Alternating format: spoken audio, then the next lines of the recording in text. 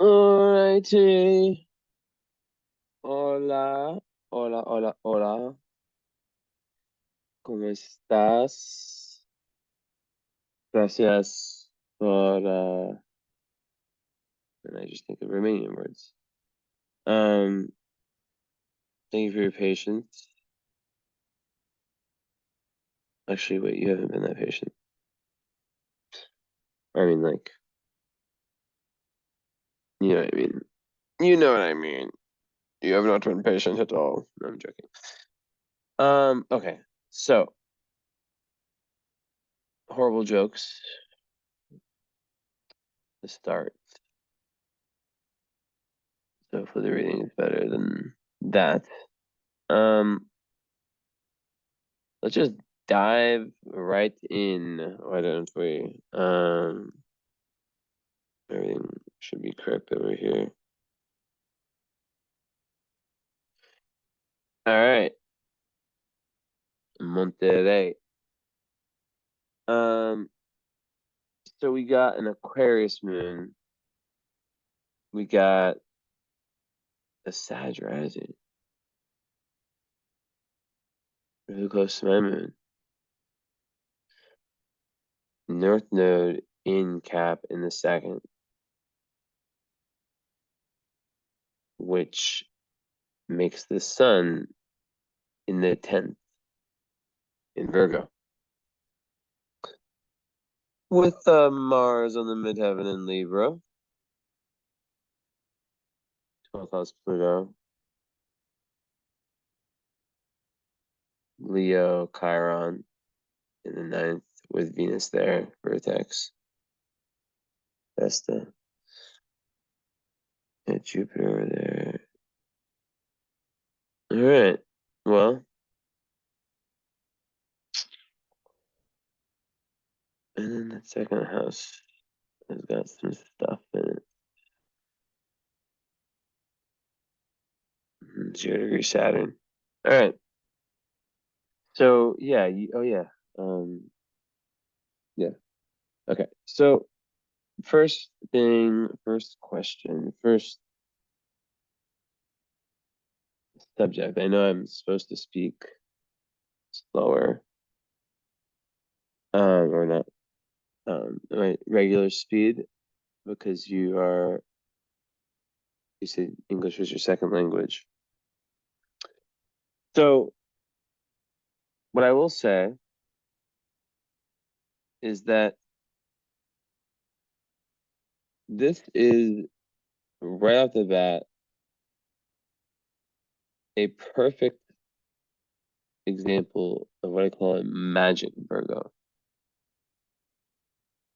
Now, Virgo is a sign that gets a lot of scrutiny, the sun sign.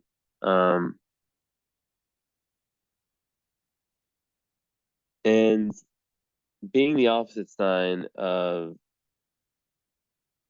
Pisces, cosmic magic, Virgo represents earth magic. Now, both have a lot to learn from each other, both of, this act of Pisces and Virgo. But when they can, I feel like when they can, regardless of whether they're a Pisces or a Virgo, like, or, obviously it's the same energy, but opposite, but it's like, I just feel like it's just some of the most magical people are like, are those signs. Not all of them, but I've seen a lot. So I'm gonna look at one thing real quick actually before I really, really, really dive in. But hold on.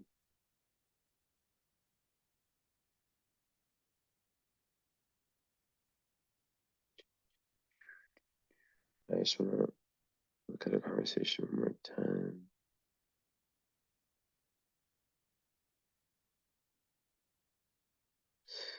Not looking at any photos.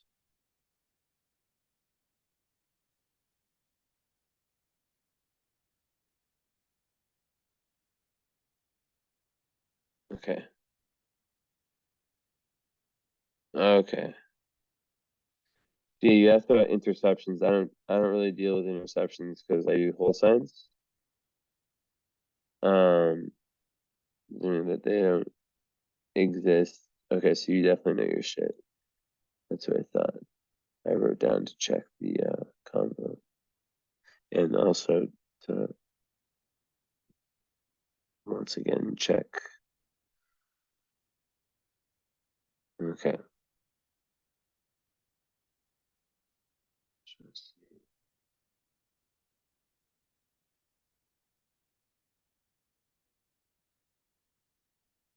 Hmm.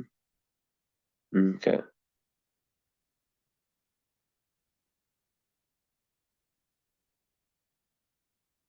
All right. Anyways, perfect. So,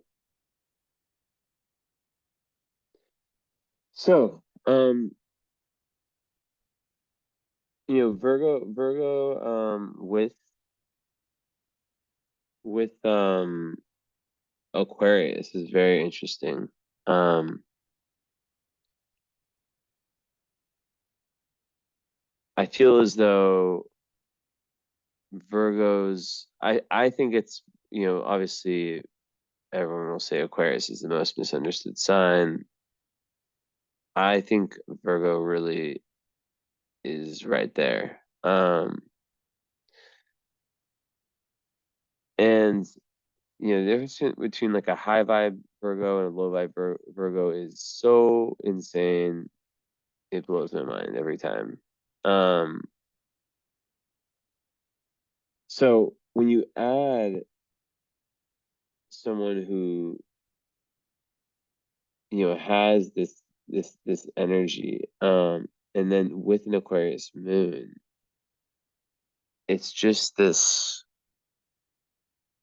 amazing combination that you wouldn't think would be amazing because it is a quincunx, but you have the ability and of course the chart lacks water, so you know that could be an area of concern. We look for Neptune.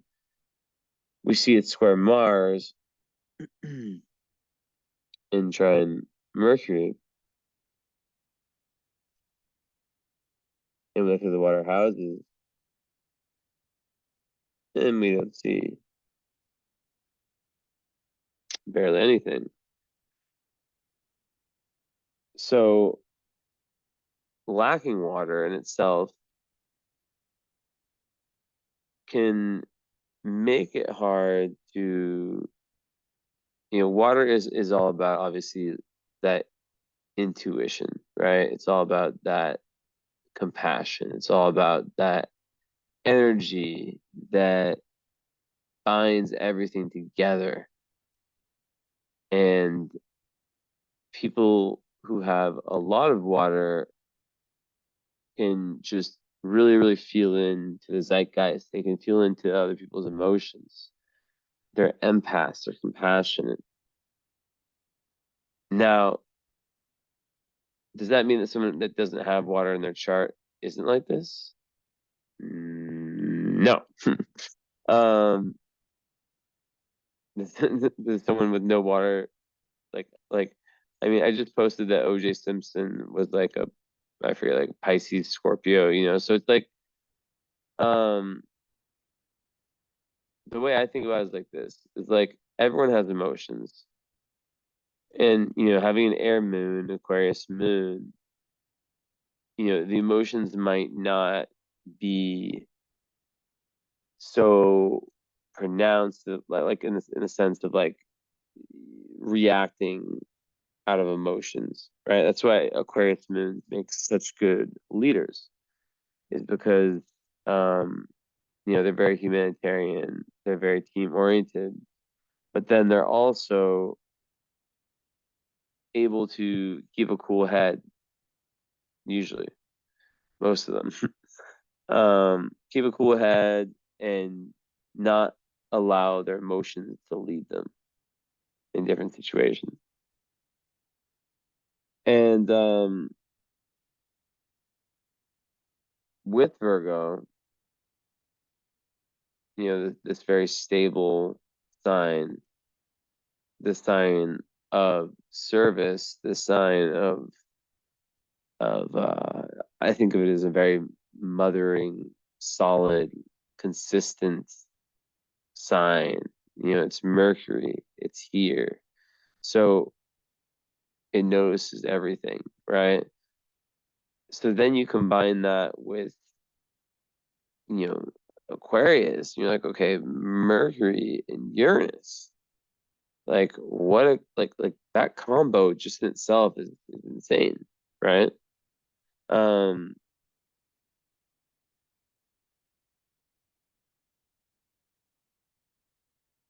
Being able to have the moon Aquarius in the third house, third house moon is a very, very good indicator of intelligence. It makes someone, you know, especially the moon Aquarius, like very, very social, um, very, very curious about tons, intellectual, curious about tons of different um, subjects. And yeah, third house moon, yeah, people, they're just like that. And in the moon Aquarius, there's that emotional need for friendship, for alliance, for moving towards a better tomorrow.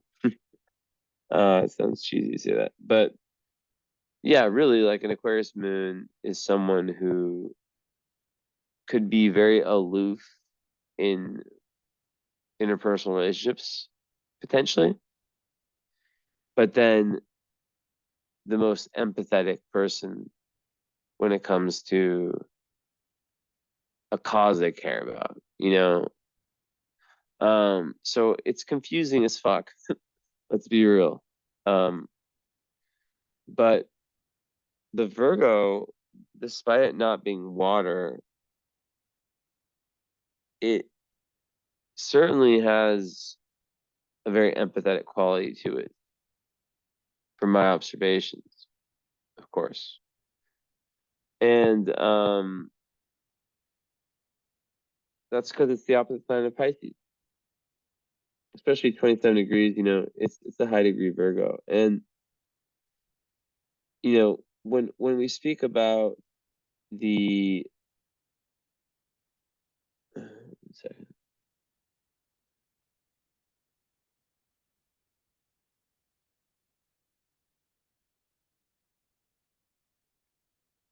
Okay. So yeah, when we speak about these together with a Sag moon or Sag rising, we definitely have someone who is very versatile. Sag moon travel, definitely a very adventurous person. Someone who needs to experience a lot in life, right? They're here to experience. Life is meant to be one big adventure.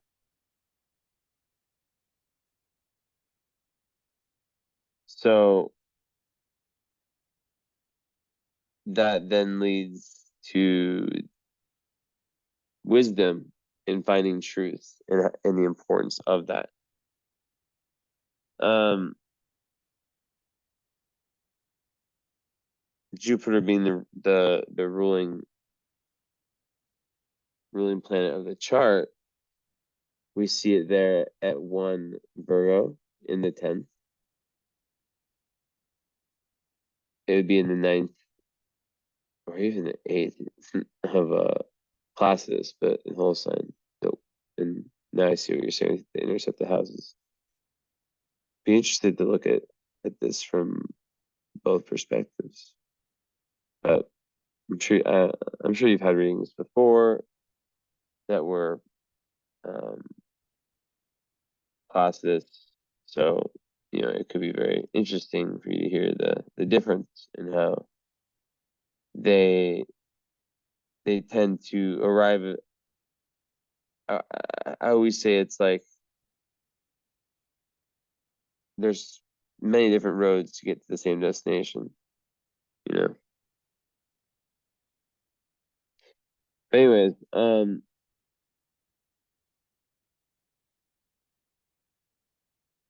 1 second.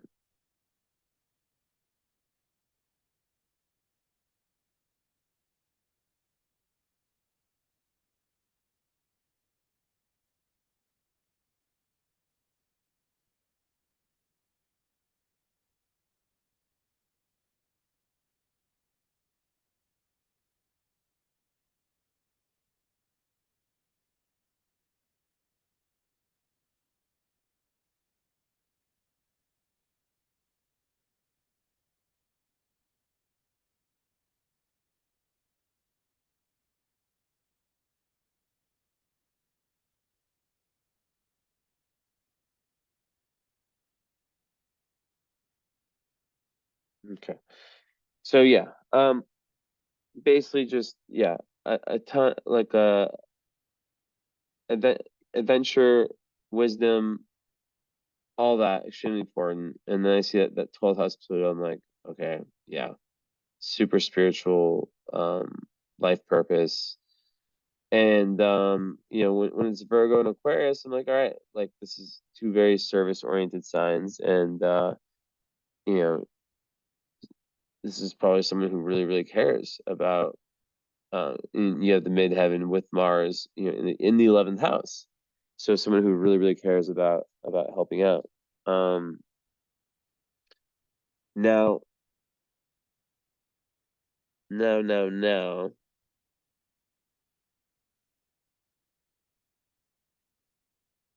the lack of water, we can talk about that in the follow-up. But here's the thing, and I was saying this last reading, and this is, I taught myself astrology. No one's taught me this. So, this is how I see it. So when I see someone who has their south node and it's completely unsupported, meaning, it's in Cancer, it's in water, the south node. The been there, done that in past lives is in water. So it's in the element that you don't have supporting you. What does that make one think? Well,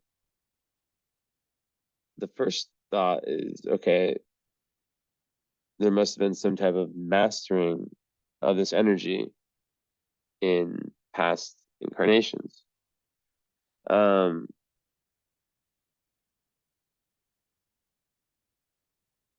but at the same time,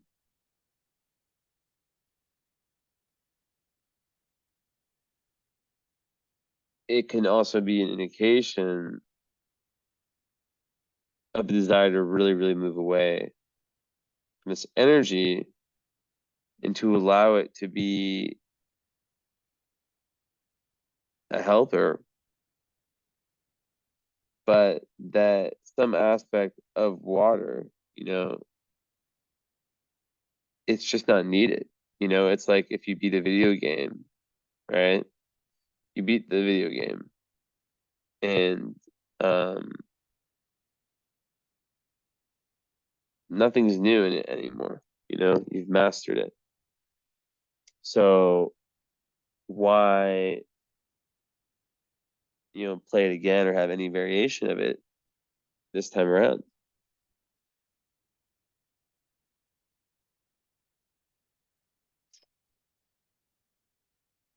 And when we talk about this axis of the eighth house Scorpio south node in Cancer with north node conjunct Neptune. I hope my speaking slow is working and understandable. It's very hard for me. I can speak quite fast. But I'm, I'm trying to take like pauses in my speaking. I'm thinking that it's probably helping. I think you're pretty good at English anyways. And that would be such a Virgo thing to say also, like Virgo, like Mercury, Virgo Sun, Jupiter, Virgo. Be like, yeah, it's my second language, I'm not that good at it, but then you're just like super good. Um, which is actually what I would guess. But basically, and you spoke perfectly to me in text. So I think I'm to believe that you are quite competent. But anyways, so eighth house, South Node, Cancer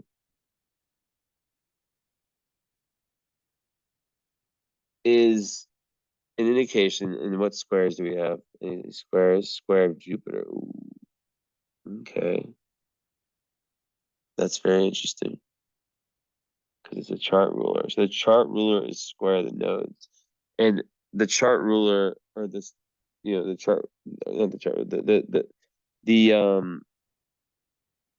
this the fact that the chart ruler is square to nodes. A square to the nodes is a skip step in prior incarnations. So it adds a whole new element. And then even, with that, you've got um the trine with Mercury. Wait, am I seeing this incorrectly? Yeah, I apologize. I saw that incorrectly. It's Mars that is the square. Um, Jupiter is actually completely unaspected as a chart ruler. Interesting. Um, an unaspected planet is a planet, obviously that feels, it's not held back at all, right? There's nothing to um, tell it what to do. And when it's your chart ruler and it's Jupiter, I'd imagine that it would just make that whole Sagittarius part of your personality even more extreme. Not extreme in a bad way, but just in terms of traveling and knowledge and optimism and wisdom and all these things. But I think this adds this philosophy being extremely important to you, right? Your outlook on life. It's not retrograde. So yeah, also just spirituality, right? And just feeling. And I know one thing about you is that you've moved from Mexico to Canada, so that's already, you know, showing that you want to move away from your home country. But yeah, it really, I would think of an unaspected Jupiter as a just like it adds more hunger to that higher mind and to that desire for higher truth. Um,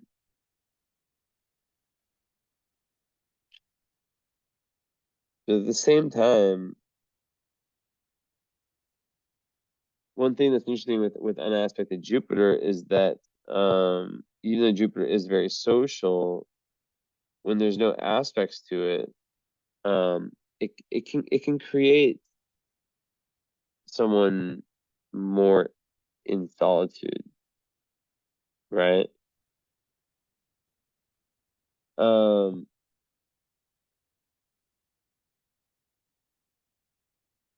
so yeah, it's really interesting actually, because like Jupiter is the luckiest planet, right? So it's yeah, obviously very very optimistic, all that. Um, but there's also this other energy where um it can almost be like hedonistic. Um, now, yeah, like as I was saying, there's also, this level of protection that can come too, especially when you're taking good Jupiterian risks. And it's in your 10th house, so it would favor your career and your dharma even more. But yeah, just with the fact that it has no other connections, when when there is like a tough aspect to it, like I imagine that it would be quite difficult. And yeah, I think that's when that solitude, moments of solitude, being alone can come. Um, and also it can be, just kind of throwing just one's philosophies at other people, and that kind of whole I think um concept I usually associate with the shadow of Sag, when there's like, a kind of a push, like this is, take, like, understand my philosophy, like my philosophy is the best, right? Um, so yeah, I mean, either way, also like it's about risk, right? So one second, grabbing something really quick. But you know, people who are like myself, who are overly Jupiterian, um, they have to really like look for that groundedness, and that's where being a Virgo really helps you.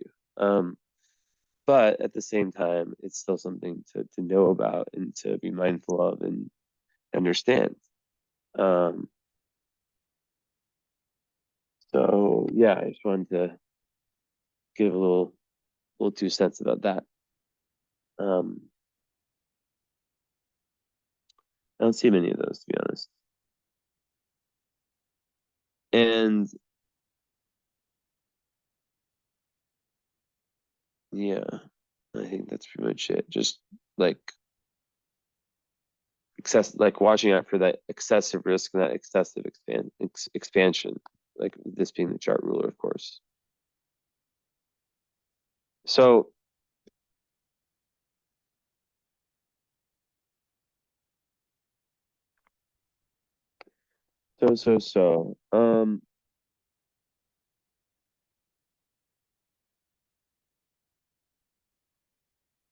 where do I want to go next? So clearly, with the North Node, I was talking about the South Node, but I didn't really get started. But like, North Node is in Capricorn, so obviously, you've mastered a lot of like the energy, but a lot of this like esoteric, spiritual, emotional energy, um, empathy, compassion, whatever you want to call it. Now, when we really look at the fact that your 10th house is so emphasized, your North Node is in Capricorn, it's a clear indication that in this life, you're really, really meant to make a lot happen in the material world. Now, being an 8th house South Node in Cancer, you'd be naturally drawn to the esoteric and to the magical world. So it's not to say that you're not meant to dive into these subjects. The way I interpret it is that there's more of a pull for you to take some of these gifts that you may have kept a secret, and then we think of Cancer being, related to family and maybe not taking as many risks as you otherwise would, or as one otherwise would in past lives. And it just strikes me in a way where I see that as someone who is meant, yeah, really really meant to take like what they kept to themselves, kept to their family, kept to their immediate environment, and it could be like incredible healing powers. Um, but to take that and to give it to the world, give it to humanity, to apply it to, your dharma.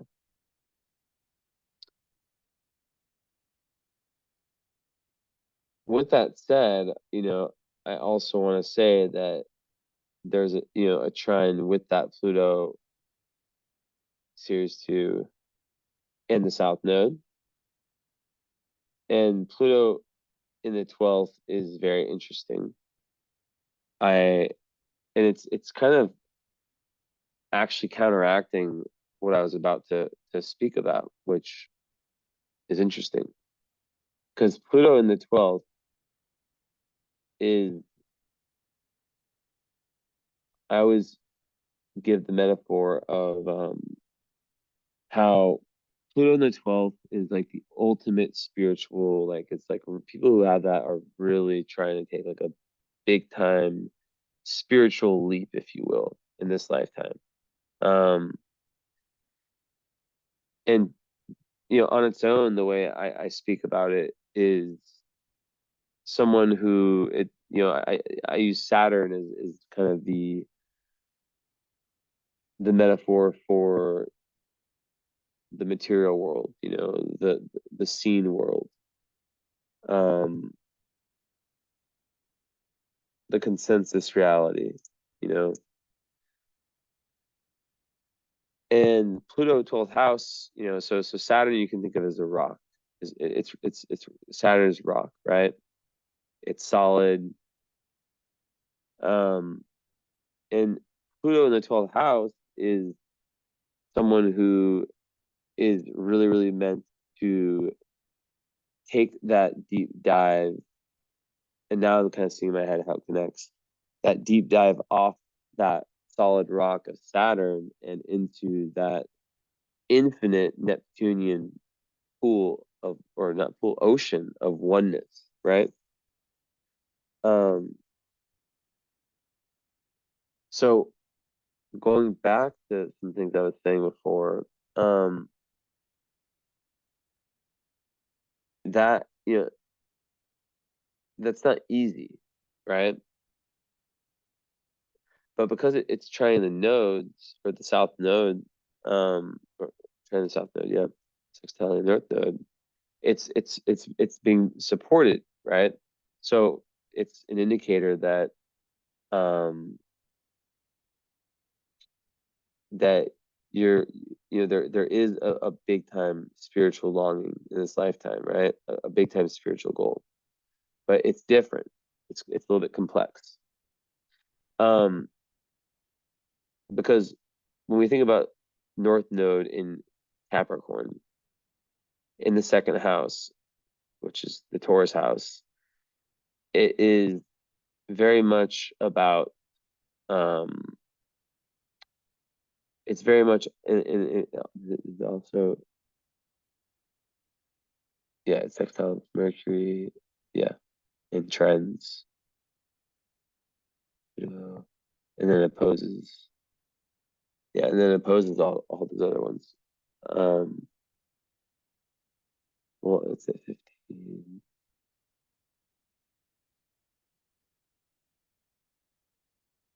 So yeah, the South Node's being opposed by all these. So basically, this is a placement, North Node in Capricorn, of someone who needs to be their own metaphoric father in this lifetime. They need to really like learn responsibility. They need to really like get grounded and rooted in themselves. So when I think about what I'm seeing, I think that it relates to really, really, in you being a Virgo and having 3 planets in Virgo, to really find this deep grounding in the physical and in the metaphysical. But first in the physical, right? Um, and with that said, obviously it connects with the Virgo, so it's like the sun, in the 10th house, like career, very, very important, but it's not just career 10th house, it's Dharma. So it's like, yeah, what you're meant to do on a big world perspective. And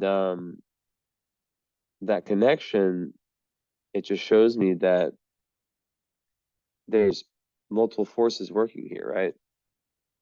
That you're meant to almost like create this like really solid basis for yourself within yourself, right? So a solid basis within yourself to where you're not relying on other people. Um, so perhaps like you incarnate in a family that in some shape or form kind of pushes you in that direction. Um, maybe way different beliefs. In Chiron in Leo, talk about talk about that a little bit later, but um yeah, it's really about kind of being cool, and that's being cool with doing things like moving and taking these types of risks, right? Now, when we also look at the fact that it has, Neptune right on it, um, it kind of doubles down on what I was saying, right? Um, that you're really trying to evolve in a way that it's like okay, it's like when you're like what's a good example? I was gonna say meditation, like something like astral projection or some really deep spiritual practice that requires someone to be very grounded, or else they can just get like completely blown away by the just craziness of Neptune, right? So I see it as you in this life really having to take things into your own hands, um, and form that basis. And in doing that, then start to really strive for the more spiritual goals, right?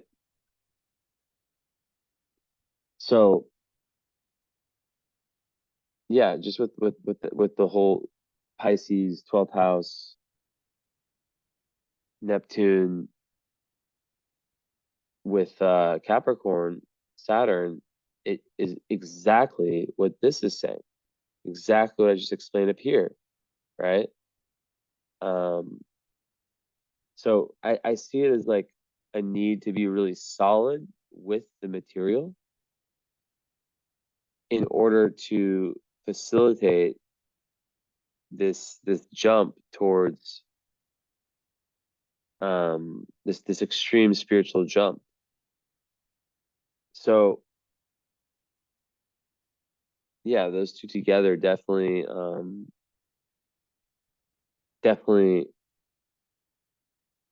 combine in a very special way, right? Um, so it's like having your feet grounded in reality so that you can really dive into, the deeper parts. Now we also have to look, okay, the South Node is opposite, is at 15, so it's opposite Uranus and Neptune. So that's significant because to me it's an opposition. So it's speaking to how most likely there is some level of being held back from Neptune, Uranus, which ultimately are extremely spiritual planets, and planets that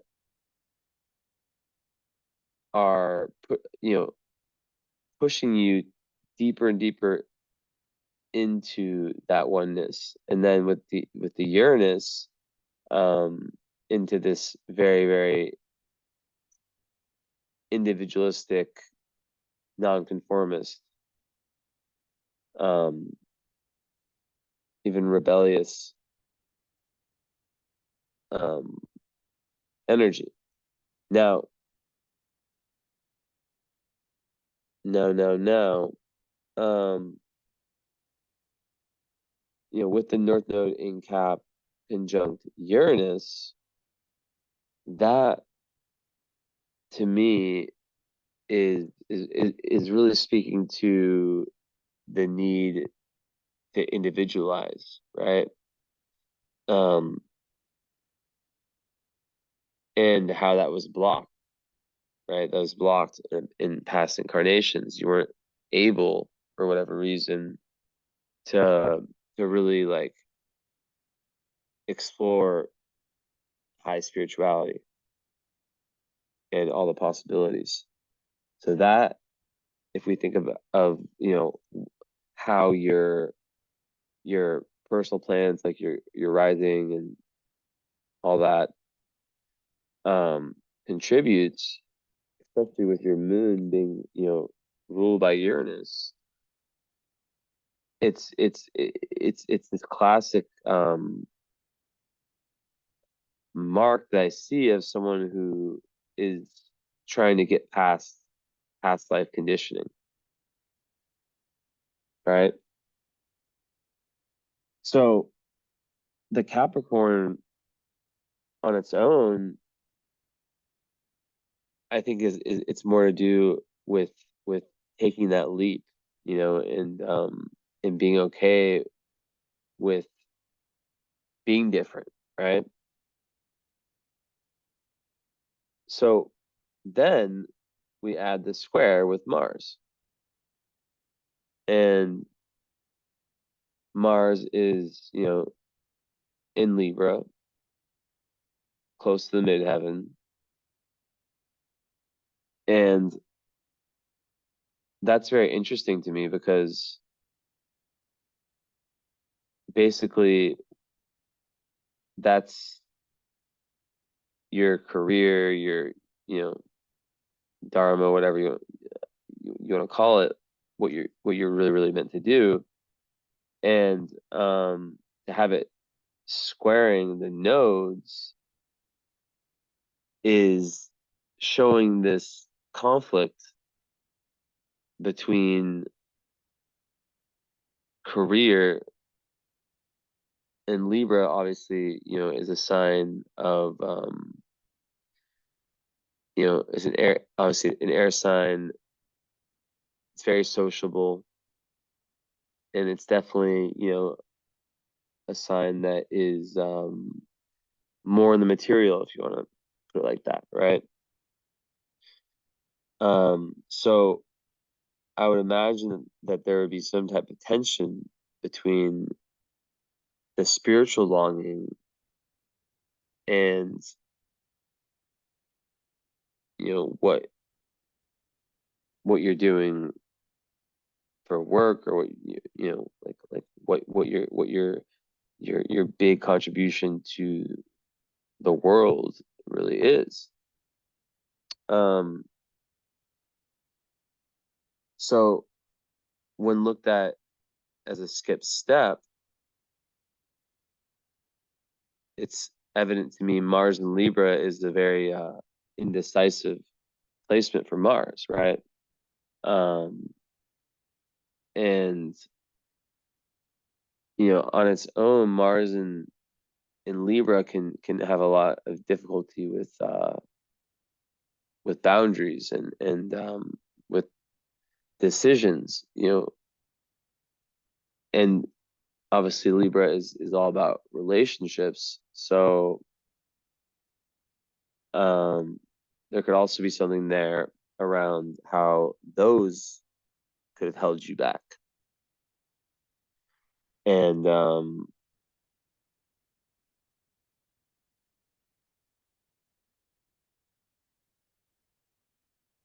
so I'm seeing a lot of this already, right?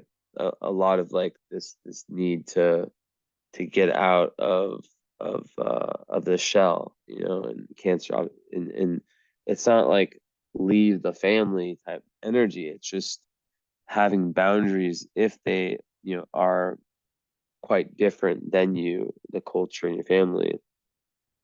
Let's say it's like a very traditional um, value, right?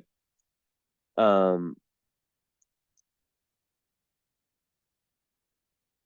it would definitely kind of insinuate that, yeah, in past lives that maybe you allowed people to kind of almost tell you how to live your life, um, and that in this life there's this tension between doing quote unquote what you're supposed to do, right? Like be a lawyer, or do this or that, whatever, and this real deep spiritual goal. So when we connect, so yeah, that's kind of how I see that is, in another way that can be looked at, skip step. Um, yeah, it's around action, right? So it's like either having overdone something or underdone something, right? So in Libra, my gut in having the South Node where it is that, yeah, there's an underdoing. Um, so that's definitely a big part of your chart. And it's, a very it's a Mars on the midheaven. So that will give, you in Libra, you know, a go-getter type energy. But I would imagine, especially with your Saturn return, that a lot of insights have opened up. Um, a lot of new revelations, new understandings, new ideas in relation to how you want to live. And as an Aquarius moon, there's an emotional need for freedom. There's an emotional need to not be told how to live your life. Um, and then the Sag rising just doubles down that and an aspect of Jupiter also, right? It's just like, you really, really are here to, take that accountability and be your own person, and and just understand that, you're here to learn. You're here to not be held back by any kind of system. So that's interesting, and that kind of connects how all the personal planets relate to this, right? Now, when we go back to that connection I was making between the Capricorn North Node and all the Virgo, well, you know, I said before about like the firm footing and the balance and all that. But Virgo is a sign of service. Um, and that's kind of what I was saying with like the Aquarius Virgo is that it's really like important for you to feel like whatever you're doing is completely based on you and your heart, your soul.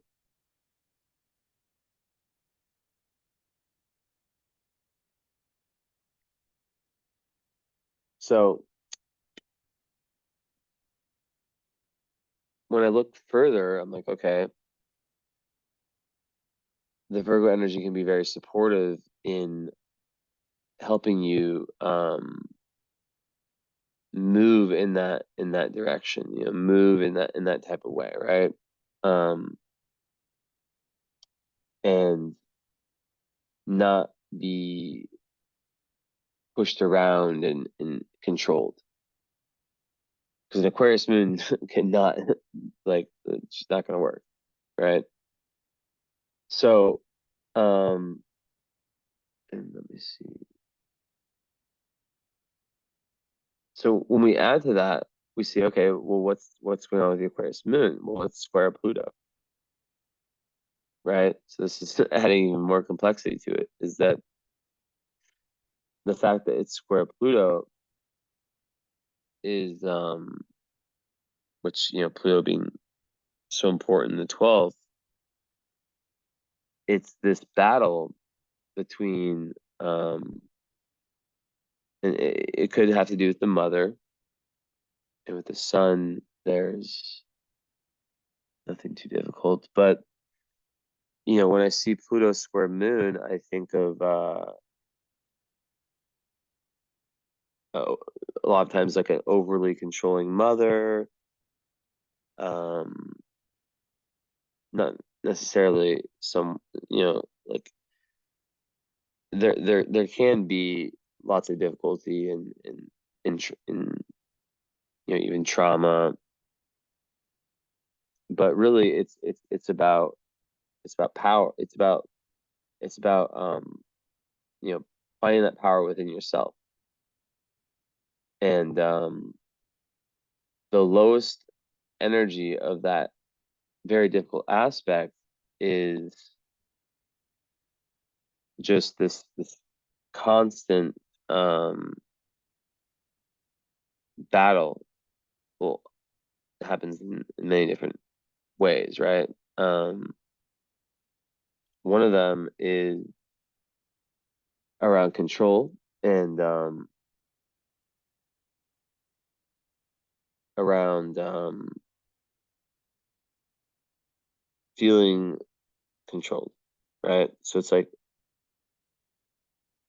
as an Aquarius moon, if that were the case, and you had a mother, and sometimes the moon, from my observations and my chart and many others, is you know it's usually the mother, but it's the traditionally more, I guess, feminine, nurturing parent, right? So it definitely can make someone feel like really, really lots of very intense emotions. Um, and they can be very, very dark emotions, right? Um, very like compulsive, dark emotions. And Pluto is also about crises, right? So it really, when I see this in so many of my clients' charts, and I always think of it as like, okay, it's really pushing you to into your shadow, right? Into that whole scorpionic death, rebirth, transformation, which your South Node is in the 8th house. So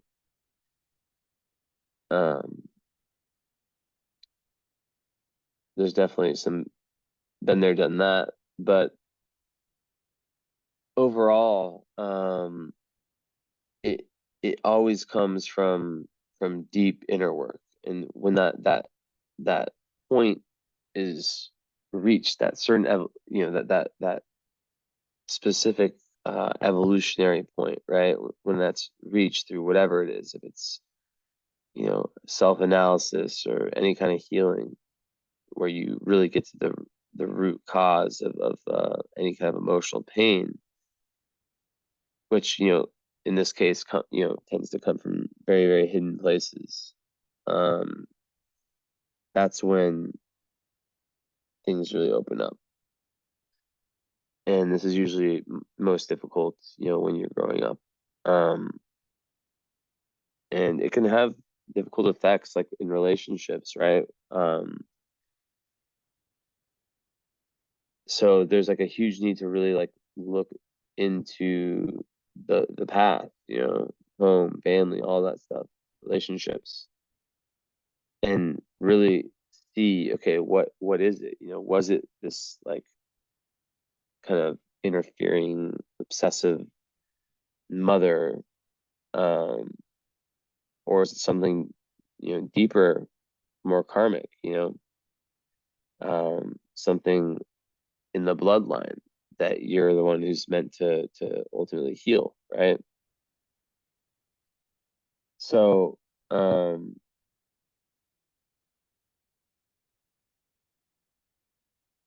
yeah, it's a tough, it's maybe the toughest aspect in astrology.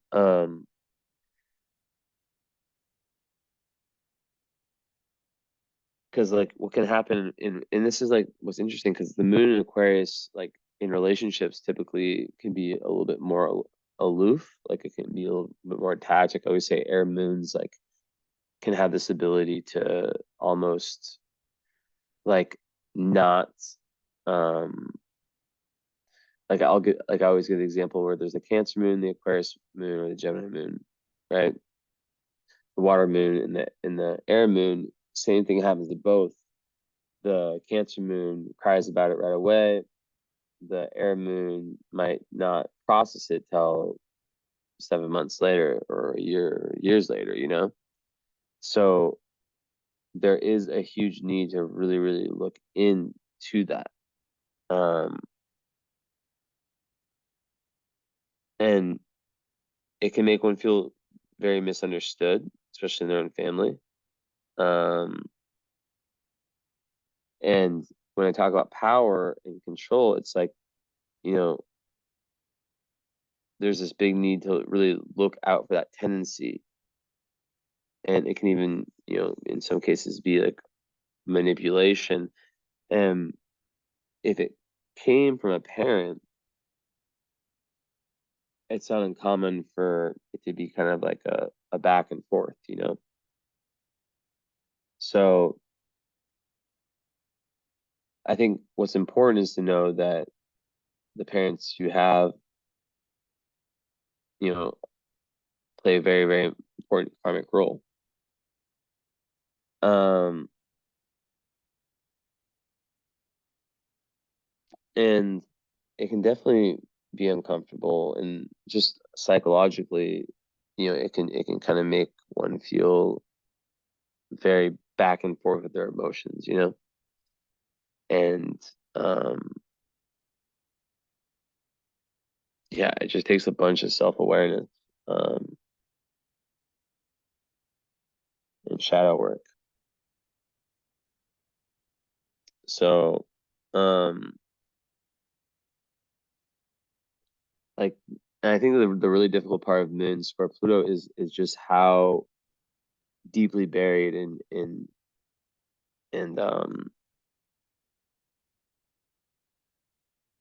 like hidden a lot of the stuff can be. Um, and the point of it is to really puts you in a position where it's like a jump start, to where you experience like all these darker parts of reality and of the world and of people, um, so that you can grow from that and so that you can overcome it. And yeah.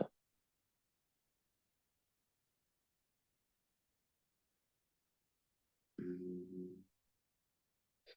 But overall, it's like usually very dark energy, um, and it's important to not have shame around it, right? Um, and it's also really important to know that like any of like the experience that would have been gained during that time is going to be extremely important for you. It's going to be it's going to assist you in many, many, many ways. Um, and the main one is about transformation. Without this aspect, do you really go through that kind of dark night of the soul, right? Um, Another thing to watch out for with that is perfectionism, um, and the need to kind of, as I was speaking to earlier, like kind of fit into a certain box, right? Um, so, having empathy for yourself and understanding, self-control,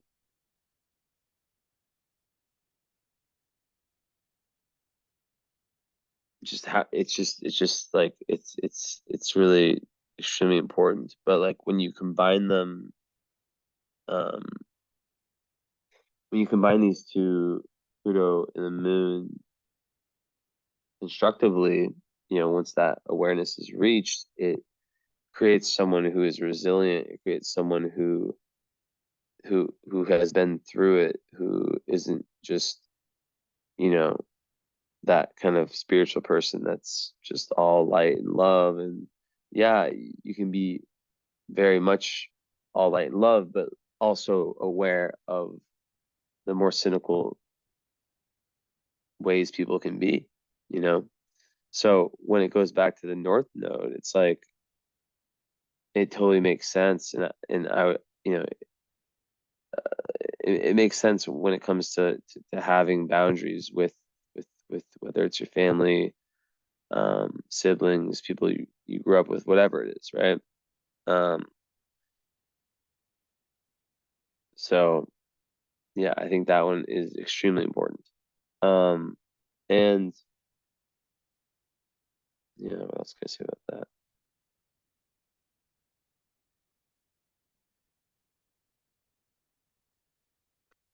Yeah, I guess just like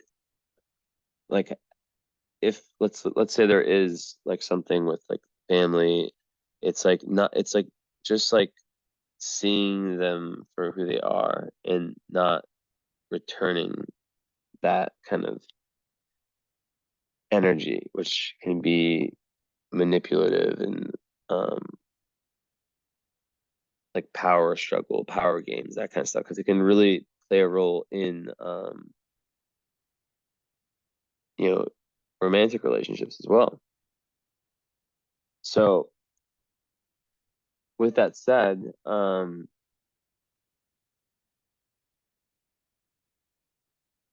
the fact that the North Node is conjunct Uranus and Neptune, like I keep saying, it's like and the moon is in Aquarius. It's evident that you're meant to rebel. You're meant to be different. You're meant to make these decisions. And Sag rising, that gives you that assertiveness and that ability to just be like, I'm just gonna go and see what happens.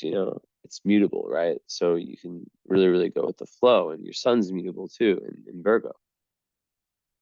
So, I hope this is making sense, right? Because it's like on one hand, the karmic energy is very much about you.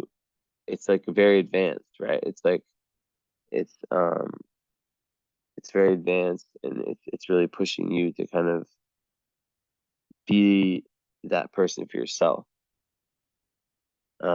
Because maybe, you know, in terms of like support for your authentic self, right? Like I'm not talking about like, you know, um family and how much love there can be. Like it's not about that, right? It's about how,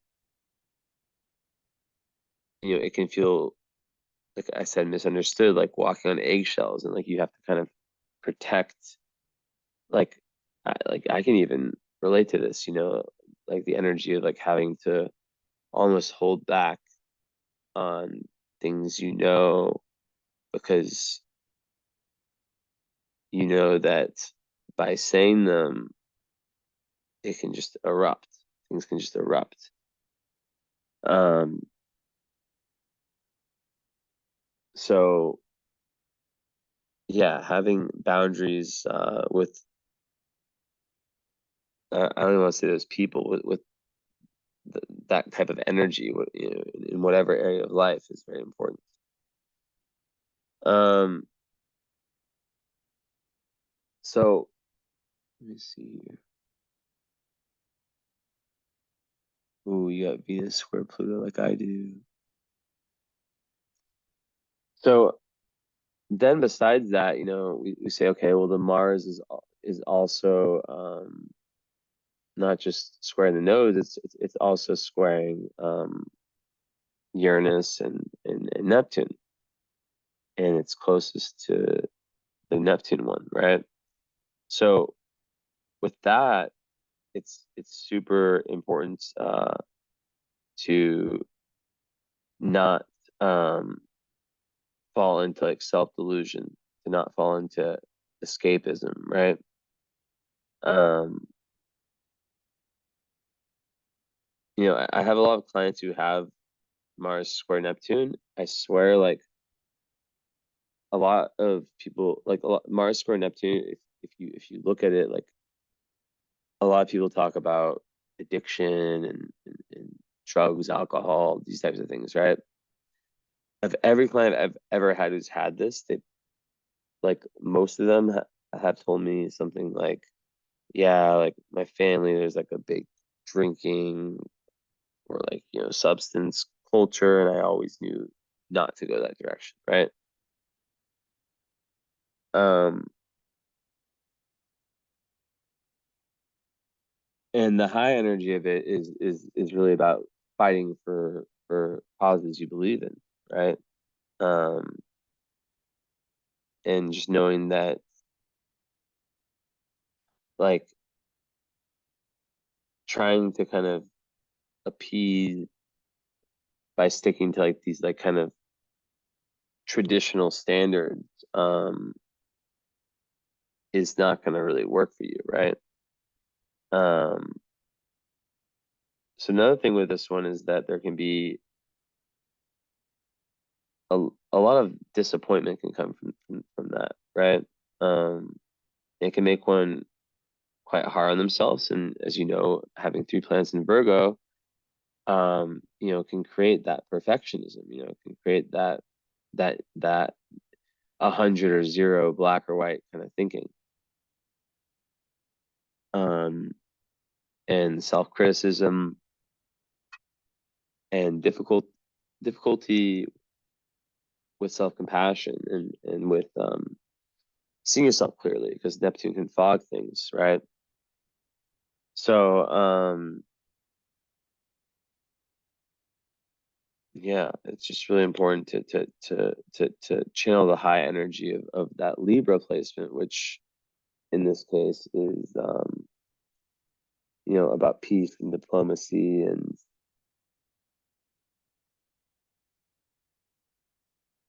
yeah, peace and diplomacy, and also finding a creative outlet for the energy and, a community. It's in the 11th house, so like really finding um like a tribe, if you want to call it that, finding people and groups, friends that you can 1000% be yourself around. Um, yeah, Venus and Leo, 22 degrees. Interesting. So then we think about, okay, what else about that one, right? Um, so what I've noticed with this one is it can, like, Neptune in general, hard aspects with it. There's like a huge need to be honest and to like stay away from things like gossip, you know, lying, deceit, all these things, right? But really, what it is that it's like this big test in how much faith you have for yourself, right? Um, and it's this ultimate test that goes back to that Pluto and 12th house of, and I just made a post about this the other day about like everything will be okay, you know? One second, I need to get some water.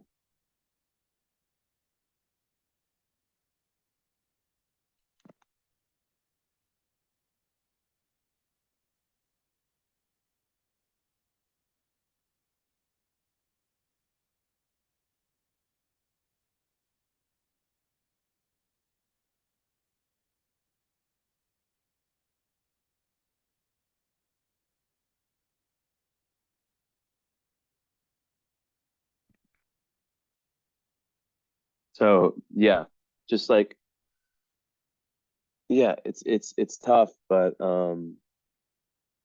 it's really during those times where things seem the most just fucked, that you can still keep that faith, you can still keep that faith in whatever you call it, God, the universe, whatever, right? But really in yourself. Um, just trusting that things are going to be okay regardless. And also one other thing about that one is that there can be like I was talking about like self-delusion. It can also be like playing victim, right? So yeah, just making sure that it goes back to that North Node in Capricorn, right? Being your own father, metaphorically. Um, being the person who maybe wasn't there for you in the way you needed them to be.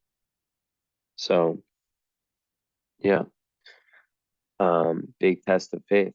And that's like that Pluto is just so key here, right? Um, because that's really what that's all about too. When you're jumping off that cliff of Saturn, it's about trusting that things are just going to work out. Um, yeah. So then with Uranus, right? That's a very explosive one. Um, I think that it definitely makes someone very dynamic, um, but also and creative, of course. It's Uranus, someone who can think outside the box, and rebellious, very rebellious. Um, so just understanding, that eh, and I keep getting this, that there's this, like I'd be shocked if I was wrong about this, that the life that your family wants for you is probably way different than what you want for yourself. Um, so with this square, what I've always said is that it can be like an energy where there's such a rebellious streak that sometimes it's like it goes too far, where it's like the individual with this placement is thinking like no matter what, even if like let's say there's two pieces of advice, they might go for the one that's just more anti-tradition. So yeah. And it's also, very impulsive, right? And it goes with that moon square Pluto. And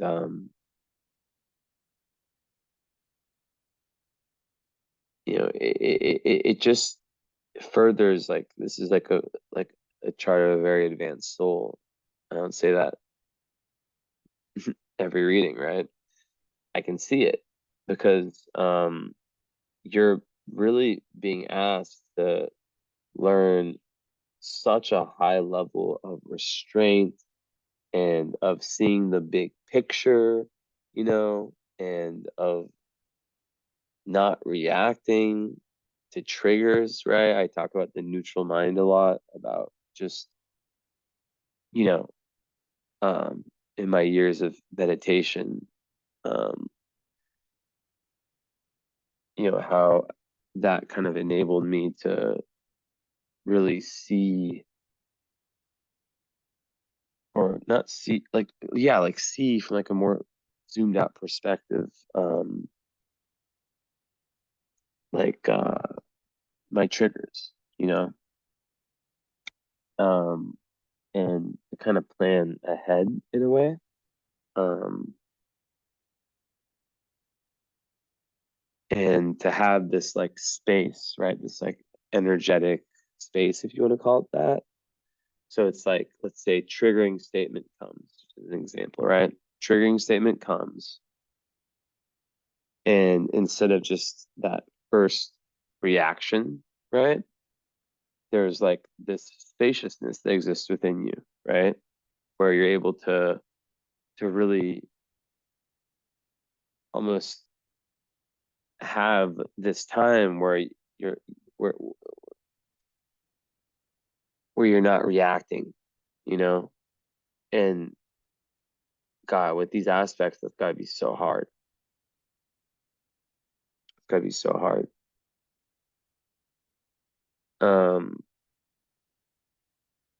and like this is another very like misunderstood kind of placement, right? Um, because it can really upset the family when, you really want to live out these desires you have, that might run counter to what they want, So just yeah, there can be controversy that comes from this kind of like black sheep energy, right? But then like having all that Virgo, it's like that can really help push a lot of that away, because Virgo is such a it's a sign. It's like having all, those three those three planets in Virgo. It can really help with that groundedness that's needed, um and help you not act out of anger, right? But like the big thing is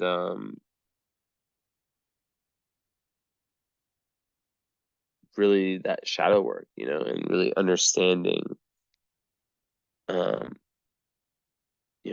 this triggered me, why did it trigger me, right? um but yeah, overall it's just like super kind of like electric volcanic energy, um that's best channeled through individualism and creative outlets. I would even say, with the Pluto one and this one, and then being a Virgo, having a routine that really gets to your, spiritual, emotional, physical, everything. It hits everything, so that it keeps you in that balanced place. Um, what else about this? Let me think, let me think, let me think. From a relationship standpoint, yeah, I guess, and we'll talk about relationships now. Like just like this, and this isn't just relationships is just in general, especially being a Sag, um, rising, right, where you want to experience so much in life, you want to have so many adventures. Um, there can be like that grass is green on the other side type energy. This like need for change and excitement and all that. So looking at that also is important too, you know. Um, looking at that is important. And yeah, I think with relationships sometimes people have this can get bored quite easily. So they really, really need to have that like kind of not perfect. I don't want to use that word in this reading, Virgo, but like no human's perfect, but that person that really fits you well, and gets these quirks about you. Um, quirks, is that a good word? Just these like it should be looked at as genius. It shouldn't be looked at as like what's the word? Like overly rebellious kind of energy, right? Um, but yeah, like you are someone like I mean, I like Aquarius moon with this. I mean, I can't imagine someone trying to control you and trying to like tell you how to live your life. Like the reaction would likely just be doing the opposite, you know? So yeah. But it definitely makes someone very, very like it can make someone controversial, but like, as a Virgo, that can, push some of that back and it can make someone definitely very exciting, definitely very oriented, uh, thinking ahead of your time. And that's tough, It's tough to be like to have like a higher understanding of reality. And it's not even from like an ego perspective, you know. It's tough, I can relate once again to to knowing how much I know, but then and it's not only about astrology, right? It's a lot of stuff with how the world works and whatnot. But then having to kind of hold my tongue because, it's like chess, right? It's like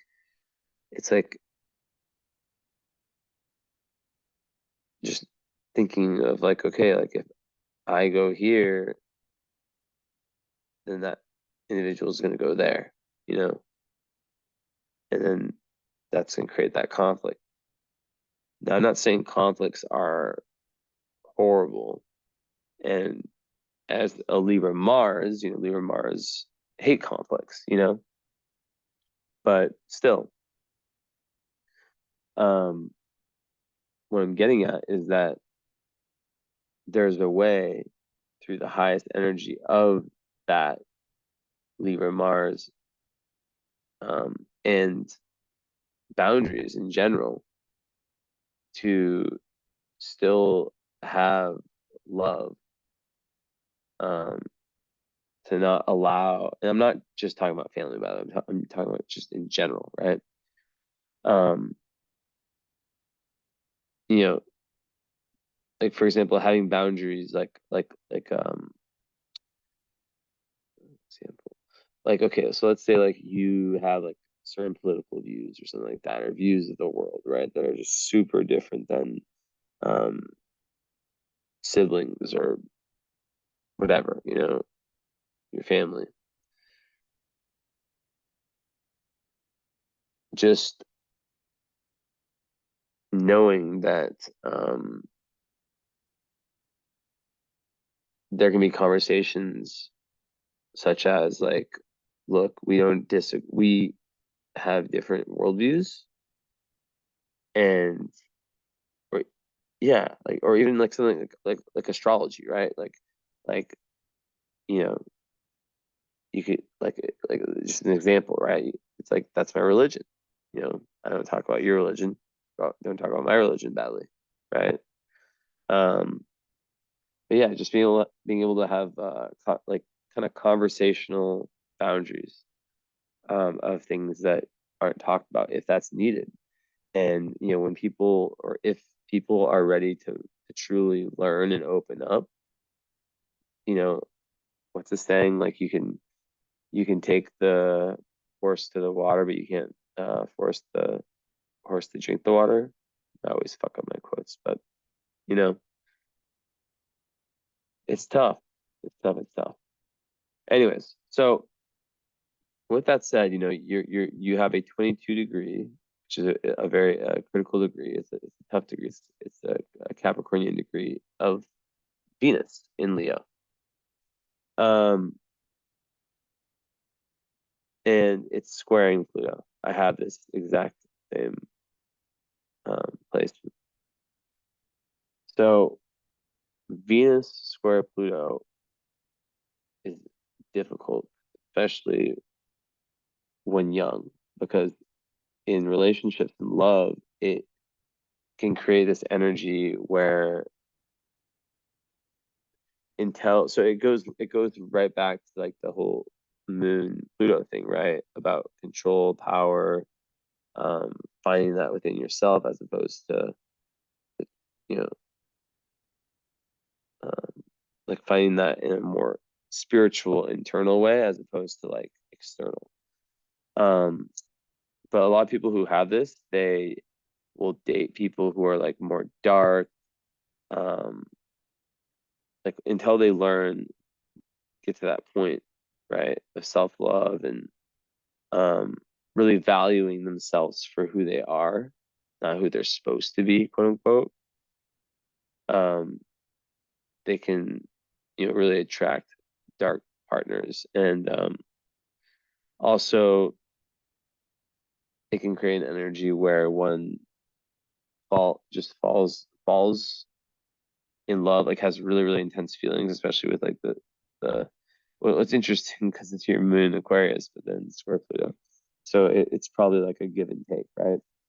But yeah, just falling really fast and really hard is common with that one. Um, and it gets easier with age, but yeah, it literally goes all the way back to the shadow work that's needed. And this is actually another area, love, where you can meet your shadow, right? So the key is to not run away from it. Um, but yeah, there's usually like a very like high intensity when it comes to feelings, and how one like shows love and affection. And yeah, so it can feel very overbearing to people. Um, but overall, like Venus and Pluto, like when it's like combined, like every square, every opposition, every hard aspect is meant to become a superpower, right? So when integrated, it can just create someone who is just super like it's like just very, very loyal. Um, but like it's like kind of like using power like force someone to love you is like the lowest energy of this, right? And like using like manipulation tactics and stuff like that. And once again, it comes down to the fear, the fear of abandonment, fear of losing the person. So it goes back to the thing I was just saying before of that unwavering faith, which is literally, I love this, the Pluto, um, and the Neptune square Mars, and yeah, just uh, I'm so happy I said that Pluto metaphor at the start because it's just so perfect for this whole reading. It's like, that like when that deep dive, like when you're jumping off a cliff into the water, cold water, it's hard the first time, you know. Um, but like, that ocean represents Neptune, which is that ultimate oneness, which is what you're really, really seeking. So yeah, but yeah, as I was saying, like it gives really intense relationships that give you a lot of self-awareness about any kind of behaviors you might have. Um, but like in terms of like the highest energy, it's just like this very powerful love, this like kind of scorpionic um love, transformative love. Um, and a lot of people I can think of several in my life who have this. They don't learn this lesson. It's painful, and they just go through the same shit over and over, right? And it's only until they really learn to love and value themselves, because remember that's what Venus is actually not. It's about self-love, right? That's when the good relationships can actually happen. Um, so yeah, self-image also is another one there, which goes back to a lot of parts of the chart. Um, so then we have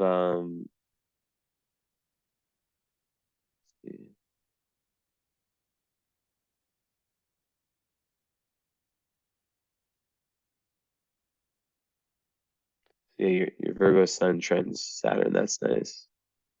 It's good, great for, I mean, organization, but like, you really like the thing with Virgo is this. It's like I said this to a client a few weeks ago. I was like, let me guess. Like we were talking in a live session, and I was like, let me guess.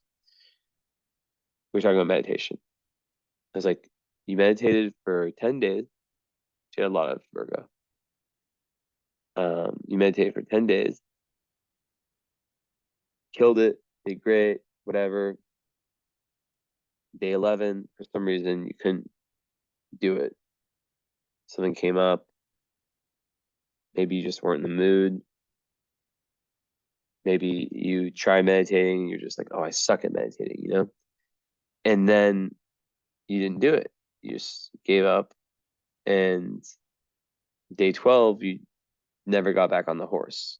So I always say this with the Virgo people is that the big challenge is to understand that like like not only yourself, like no one's gonna be perfect, but like in this for this discussion, like you're never gonna be perfect. And the biggest challenge and most important thing is in those types of situations, if how you're able to get back on that horse after the failures. Because Venus or Virgo, sometimes they see themselves as like low and other people as high when it's really the opposite.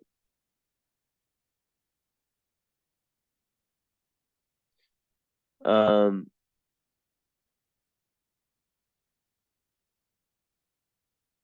hmm, hmm.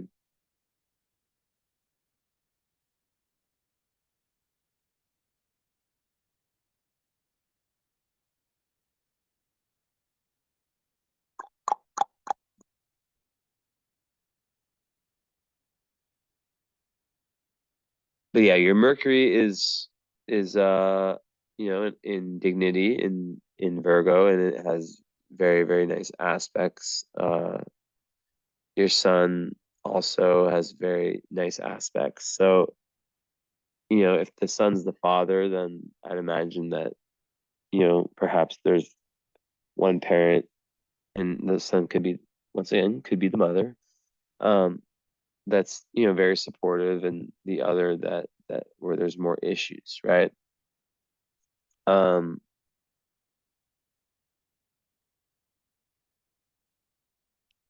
and then with the Mercury in having a third house moon, those are two of the signs that I give in my post of signs of intelligence, right? But then, third house is also siblings, so there could be some up and down kind of issues with siblings. Um,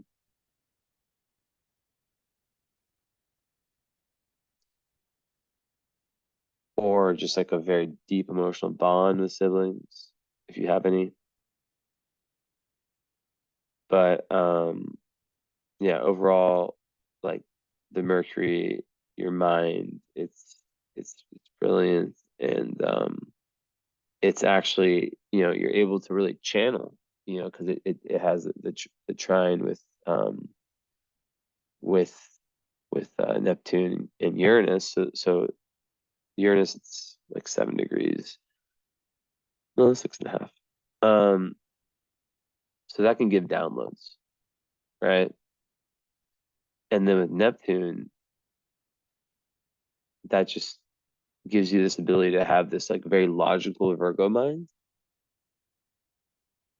like in the physical realm, but then also this really imaginative Neptunian energy that helps you see through things, and um, helps you in spirituality and everything related to that. So that is cool. Okay.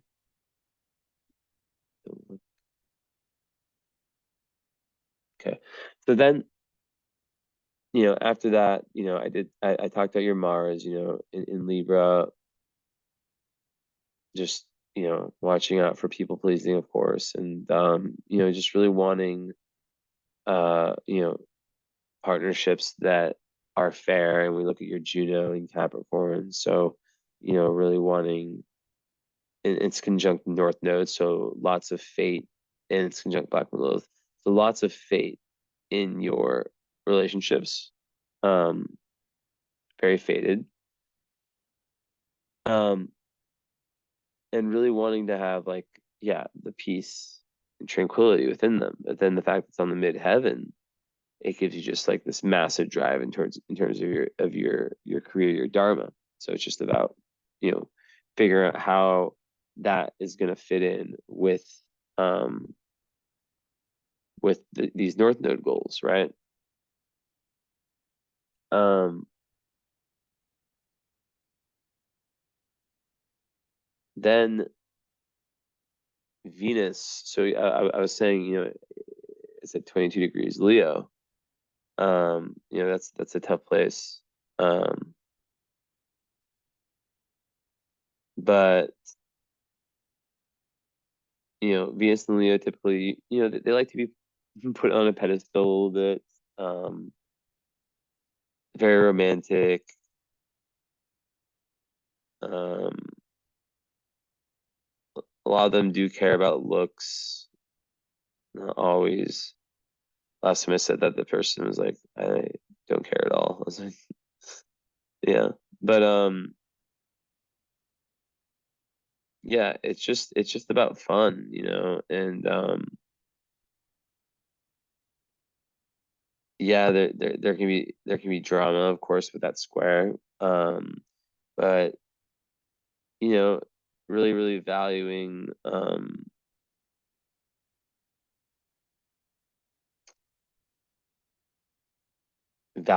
just valuing fun and inner child. And I'm gonna connect this to your Chiron in a second, right? Um, because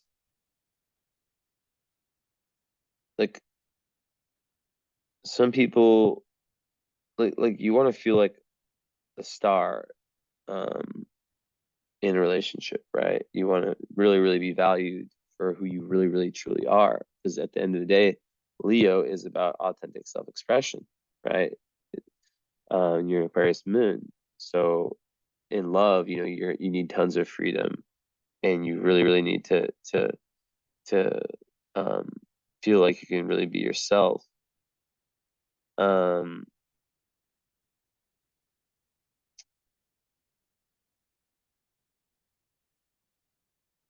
but yeah, it can definitely make someone a demanding lover. But like very loyal, very, very loyal. Sometimes they can have like I don't know, Venus and Leos are funny. Um, they're just really romantic. They just want to be loved, you know. Um,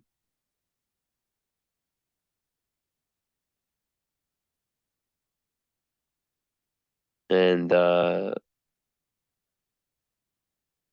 mm,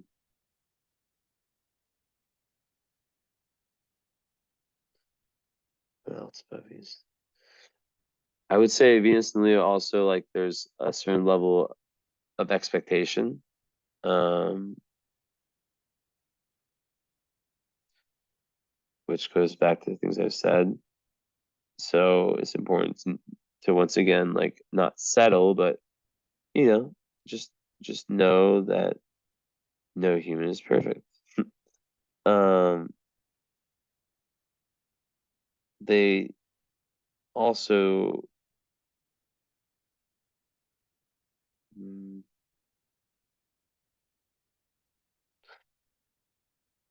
mixing that with your moon and some of the other placements, like anti-boring, like needs to be fun. Side rising, needs an adventure, adventure buddy, right? But then there's another side to it all, right? There's the fact that Juno is it's in Capricorn the second, so that would be like your ideal mate, being someone who um has their shit together career wise, and not in a gold digger way, but someone who can provide security, who can really provide um, security on the physical, spiritual, emotional level, right? Of course, in second house in Capricorn, you think, okay, well, it's more about wanting someone who can provide and who's passionate about what they're doing, which is true usually. Um, but really, I think about it more of like a rock, you know, um, someone who you can really, really count on to be there and to be consistent. Um,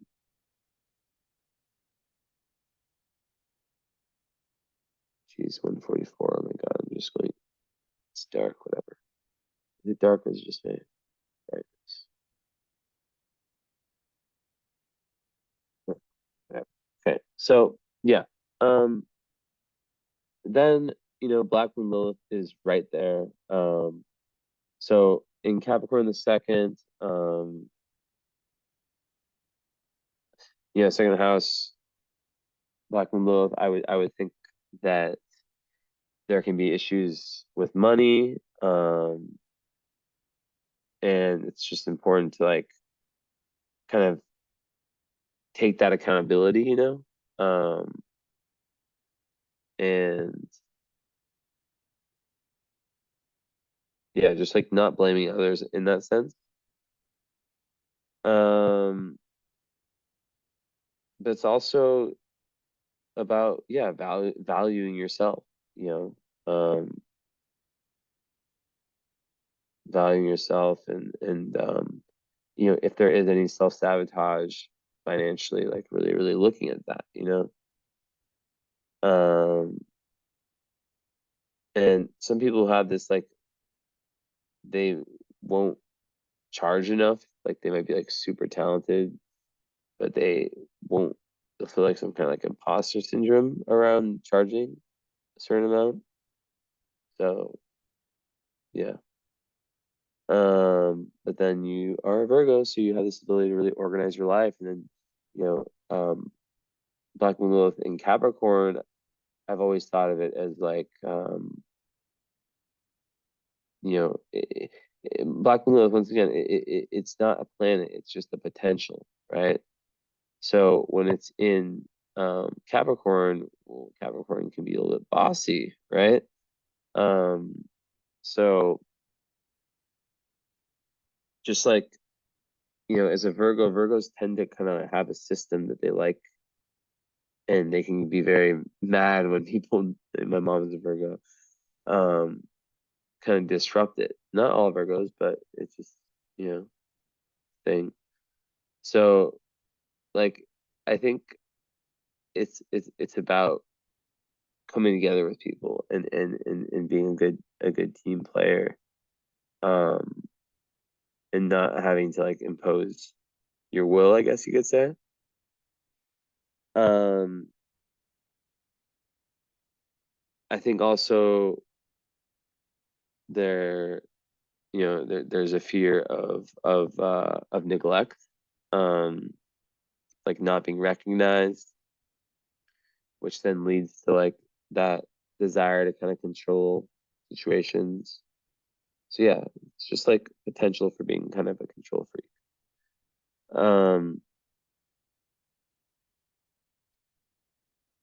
And what else? Yeah, just like it goes back to the whole diplomacy thing, and being a good team player.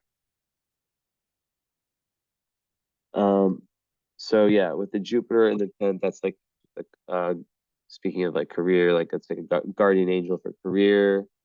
Makes it very important, gives you lots of luck, good fortune when you're like, really moving it in that direction. And you want your profession or whatever you do to really also help you express like your true values, what you really care about, which is such so in line with what we're saying, right? Um, it can also give someone a desire to be seen, publicly, be successful. And in Virgo, Jupiter Virgo, that's just like the ultimate, like someone who wants to be of service. Very spiritual placement. I've always seen it that way. Um, but then, of course, because Jupiter makes everything bigger and it's unaspected in Virgo, it goes to perfectionism, you know? So just you can't always be perfect. So like learning to just like accept, like almost like not just accept, just like is a practice when you don't get to these like perfect goals, if that's a thing for you, which it is for most Virgos. Um, Accepting it, cool. Remember, it's about jumping back on the horse. Um, so also, Venus in the ninth house, I didn't really talk about that. You might fall in love, with someone from a different culture, someone who can help you expand in that way. Um, it's very good for higher education, spirituality, travel. all these things, right? Um, so yeah, yep. And yeah, Venus and Leos, they usually do like nice things. Like they like nice possessions a lot of the time. Um, so then I said I was gonna tie it back to Chiron. So Chiron and Leo, so this is very interesting. That is and it's in the ninth, so it makes perfect sense. I would guess that it would have something to do with being kind of shut down for your own beliefs early on. Um, like yeah. And then with all this rebellious energy, just really looking deep for this higher wisdom, knowledge, and yeah, being someone who can really teach to other people. But in Leo, so Chiron and Leo is like the energy of that is like someone who wasn't allowed to be a kid, you know, and who might have some fear of really letting themselves go creatively, which usually dates back to childhood, right? Um, if they weren't allowed to be their authentic selves fully. Um, so yeah, it's tough. Definitely a tough one. But the more that you dive into your inner child and your shadow work, the more you're able to really be someone who can help other people. And then the vertex is right there too. So vertex, is about fate and it's connected to Chiron. You could be someone who is meant to, really be a healer. And this would definitely be in what, the eighth house, probably in Placidus.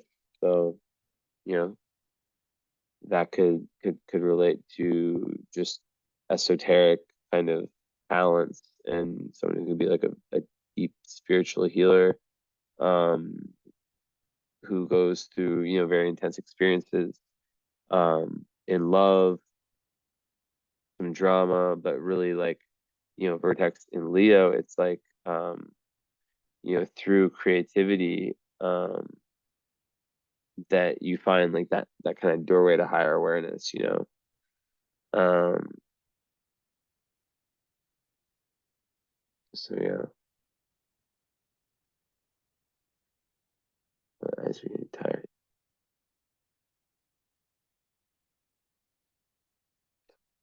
Um, Not my brain, just my eyes. So yeah, and then part of Fortune sixth house in Taurus, I mean, that's kind of like your flow state. And then also before that, like, on the love stuff, Descendant is in Gemini. So it's like, once again, like being attracted to that to someone who you can have that intellectual rapport with, but and have lots of fun with, who's very curious like you are about the world, and who doesn't most importantly, who does not shut down that North Node drive that you have, right? Um, Someone who does not hold you back in that conditioned way. So I think I made myself very clear about that, and who gives you full freedom, right? I mean, your moon's in Aquarius. Um, so so much to chew on here. But yeah, with part of Fortune the sixth, I mean, Taurus, being of service is, where you feel great joy. And, it really helps you feel in tune with the oneness, right? Um, and, in Taurus, I guess, yeah, I have mine here. Um, yeah, it's just about like, how stability, not the boring kind, but just stability, like with like what you're doing, I guess you could say, like your day to day, like your work or your, whatever it is, your routine, how that can bring you a ton of joy. Um, Also, it could be related to, I always talk about animals, you know, animals, success. So, yeah. And then there's the 0 degree Saturn, which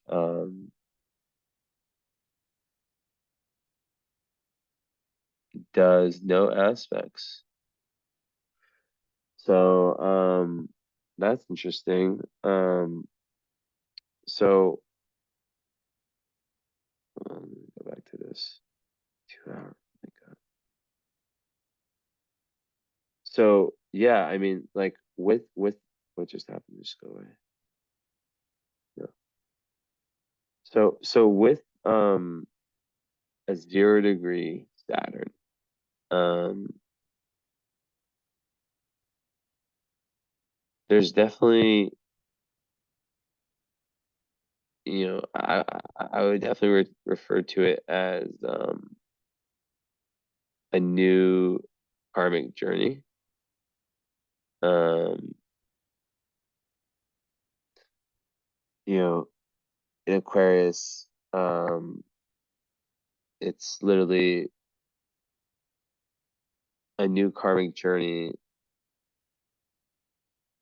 about individuality, about you and your authentic self. Now, the fact that's unaspected, um, you know, that can, what would that even do? I mean, it can make someone very ambitious for sure. Um, but it can also add to that kind of perfectionism, um, and kind of like being too hard on yourself and melancholy, stuff like that. Like, inferior, like the what's it called? Um, Imposter syndrome, like an inferiority complex, where you don't think you're good enough or something like that. But yeah, it's interesting you have both unaspected. Let me look to see.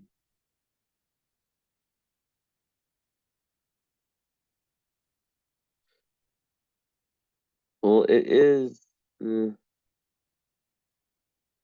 I guess it's like in a quincunx of Jupiter, but whatever. Um. So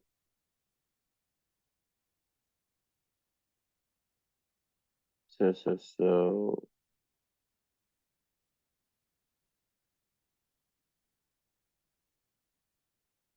mm,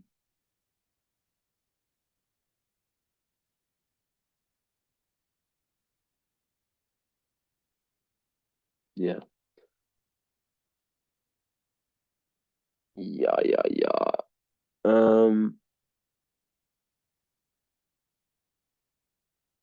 So yeah, lots of stuff with money. Even just like having like the North Node there, there is most likely like a pull towards, yeah, like having that financial freedom. And then the Uranus and Neptune, it's like definitely energy where the finances can go up and down, and it can make someone like a minimalist. Um and also with self-esteem and how you see yourself, it can kind of fog that and kind of cloud that and make it difficult to have that objective view. Um, so I'll finish this right here. I want to check one thing really quick.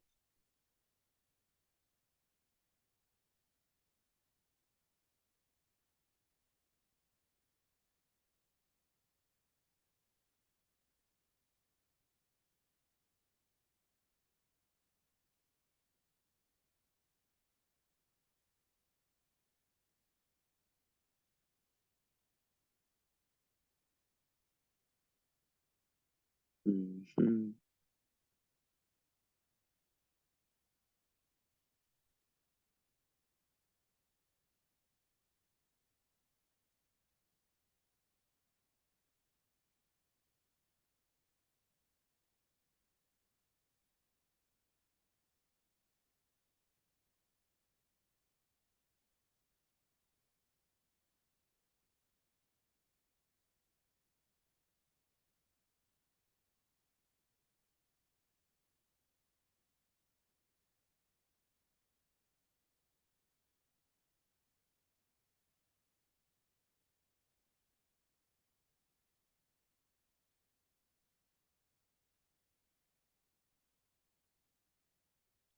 Yeah, I mean, having the Saturn in Aquarius is strong, and third house Saturn, it can definitely also kind of create this energy where maybe because of your different way of thinking at a young age, you may have internalized like a thought of like um not being smart, like something with your communication, um, being off, or like just feeling like restricted when you're younger, which could have definitely led, and it correlates with that Chiron Leo, right? Um, so it really makes someone have to really work hard um, for finding that voice. But you do have a really well aspected Mercury, so yeah, and then it can also create issues, yeah, restrictions with siblings, stuff like that. Let's see, the stars. Oh no, I didn't talk about Ceres. So Ceres is in the 12th in Scorpio. Ceres is so basically Ceres is kind of like the second moon, how you nurture yourself, how um like to be nurtured. So um 12th house Ceres, I see it so much with clients. It's like, yeah, really feeling nurtured when you are of service, like really giving to the universe, and just like helping other people. And yeah, and like in Scorpio, just like really feeling cared for when like you're giving and when others are giving to you on that like intense emotional level, and really feeling seen and whatnot. Um, okay, the Palace is at 22 Libra, 11th house. That just gives you an ability to really um, work in groups. It's more of that kind of like helping humanity energy, and yeah, it can give influential friends. And then Libra, it's just, it gives the ability to really see, because the pal's like the third eye, like really see both sides of the story and be like that diplomat that I talked about. So it's actually very, very good for everything I said so far, right? Um, Kind of like helping opposing parties come together or whatnot. Vesta is like very close to your Venus. So, I would think that that would make you, someone who's really willing to work hard for a relationship. In the ninth house, it's making you very, very, like, really wanting to figure out um, the higher truths in life, right? As I said. Um, so, yeah. Um, and yeah, what about Vesta and Leo? Vesta and Leo, Vesta's kind of like Saturn, but like a little different. Um, I think that is like quite entrepreneurial, like preferring to like work on your own, like taking lots of like pride in your work. Um, and with the Venus, it's just like, more of that kind of like fun, romantic energy, um, and being inspired by that, like through your work. So it could be very artistic. Um, so yeah, and it can really connect like play and work, and have like a connection between the two. All right, let's pull these up.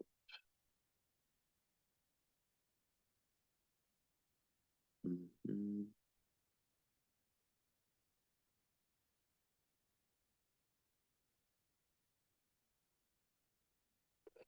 I see. Oh, God, I need something for my screen at this point. Um, I have to stare even closer because I'm now looking for fixed stars and asteroids. Okay, let's start here.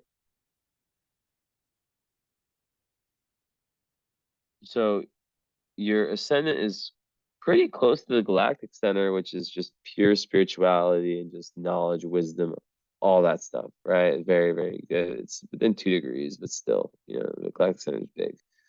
Um, and yeah, it makes sense because you'd be interested in just the limitlessness of all that is, and give a very open mind. Um, so then the moon doesn't have anything.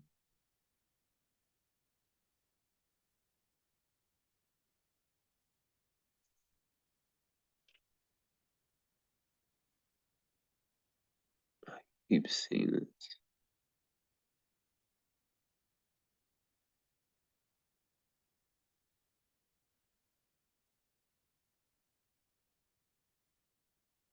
There's so many of these stuck together.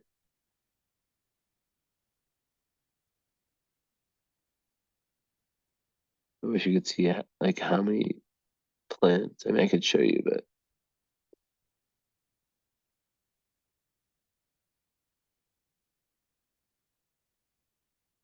ooh, look at you. So you got Psyche on your Venus. So Psyche in a female's chart conjunct Venus makes them look young. If you just like stay looking young. And I have proof of this. I know a girl who is like 38 or 40 or something. She looks like she's 22 and she has Moon conjunct Psyche. Yours is very, very close. It's Venus or Moon for a woman's chart. I can't see if that's a six.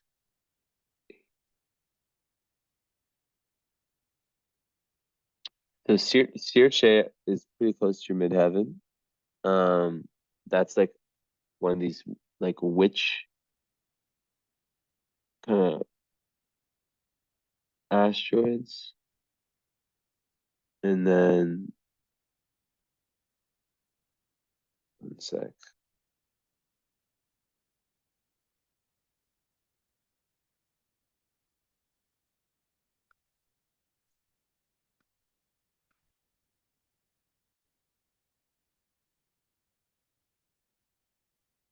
Yeah, like it's all about sorcery. So that's really dope. Um, to have that with your midheaven. I mean, it's not stuck on it or anything, but it's close, close enough to do the trick. Um,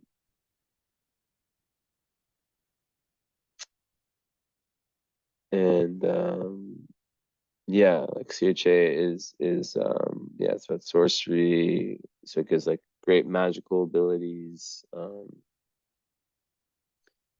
So yeah, maybe you're meant to be an astrologer, or like something like really like in the spiritual, like doing spiritual work, healing work, Um, like it makes you able to like tap into that. And as a Virgo, which I said is about earth magic, it kind of, it's like herbs, potions, that kind of stuff, right? So that's pretty dope. Um, so then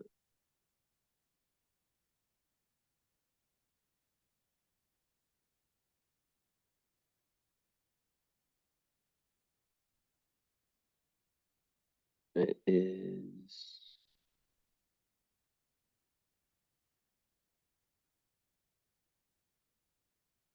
mm,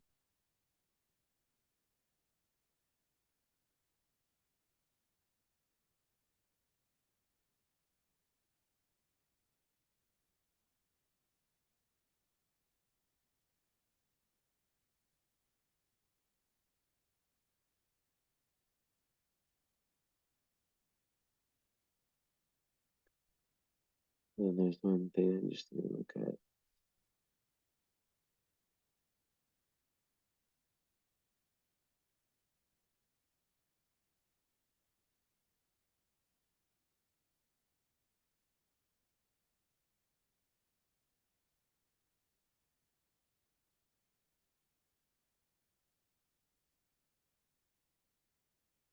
Mm.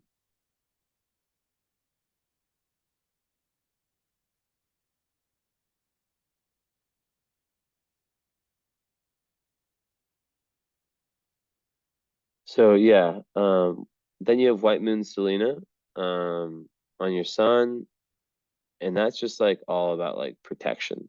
So spiritual protection. It's like having like a protective shield around you at all times. So that is very cool. It's kind of like the exalted expression of the soul. Um, so yeah, I mean, like to have that on your sun, it's like um, it gives you this real light that's really felt by others, and it's right on your sun. So it just makes you highly protected, um, and it's good for leadership. And yeah, I mean, very nice, very nice stars for fixed stars and asteroids. Anyways, thank you so much for your patience. This was a very long reading, but you deserved it for waiting. I need to take a screenshot of this. So yeah, you already have everything booked up, so we don't have to say anything. So take your time to take in all this info. I know it's a lot, 2 hours, 12 these. And we'll talk soon. All right. Ciao. Bye bye.